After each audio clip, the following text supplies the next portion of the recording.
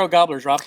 Yeah, so Coach Jared Feacock brings his Cuero Gobblers in ranked number 5 in the state. They're 6-0. They've played really quality football the entire season. They're battle tested. They played a lot of really tough opponents. Last year, they were 9-4. They're regional finalists. They finished runner-up in our district. They're really talented all over the place. They bring back 7 offensive starters, 5 defensive starters off of that team, mainly around the offensive line, and then a couple of skill players, including their quarterback and a stud receiver we'll talk about in a minute. And then 5 on defense, super athletic, fast, big, strong.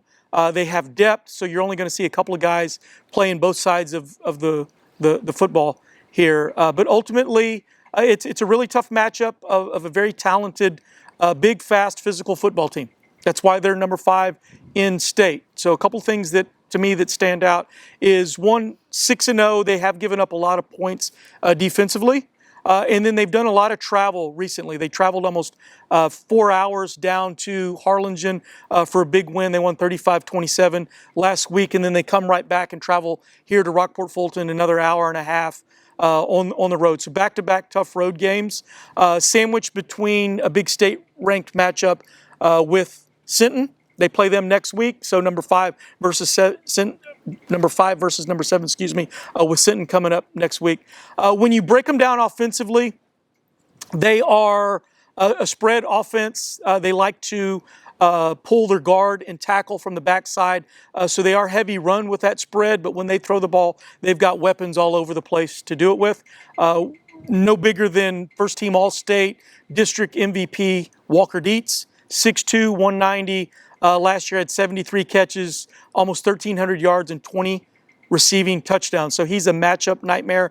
He had a big game against us last year over there. So we're going to have to make some adjustments and create some matchups and force them to do some things that they want to do, get the ball into other players' hands. Not to say they don't have other playmakers. They've got a running back, number 7, Melo Perez. He's got over 800 yards rushing this season. He's double digits in touchdowns. He's also a tough matchup. So whether you stop them with the run, whether you stop them with the pass, they've got places to get the ball. They're big up front. They're aggressive, and so we've got our hands full defensively. Flipping the script on the other side of the ball, defensively, they're athletic. As I mentioned, they platoon. They don't play a lot of guys both ways, but they're big, physical, and fast. But they do give up points, and I think this is an opportunity for us to move the ball, control the ball, much like we did against Hallettsville. We had 2 possessions in the first half of 10-plus plays, and we didn't get the ball into the end zone. That can't happen this week against Cuero, so we'll have to make sure that we capitalize when we take advantage of those long possessions, which I do expect us to have. So big matchup. Ultimately, I think the team that controls the ball, makes the fewest mistakes. I don't want to get into my prediction. Or the Spears & Co. keys. Yes, so leading into the Spears & Co. Keys to the ball game. So number 1, we've got to capitalize on time of possession. Number 2, we've got to get pressure on the quarterback. Number 3, we've got to tackle well. I probably have those in a different order up there, but we've got to tackle in space, and when we do, we've got to get them on the ground at first contact. So we can't get there and then give up the big play.